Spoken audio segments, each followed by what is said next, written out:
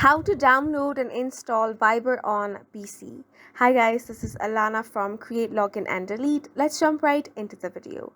Start by opening up a web browser on your device. Now you want to search for Viber download for PC. Once you search for it, you're going to find different websites. Click on the first one that says download.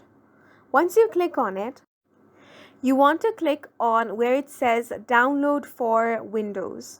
Click on this option and Viber is going to get downloaded on your device.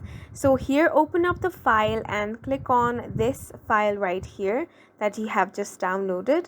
Now you want to click on the install button that you can see right here. Click on this option. Then Viber is going to be installed on your device. Now this should open up and you can click on no thank you, or if you want this VPN you can click on agree.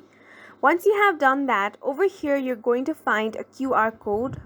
Now to connect your phone Viber with your PC, open up Viber on your phone and open menu screen, then scan this QR code, or if the camera is not working then you can click on this link and then copy this authentication code as well.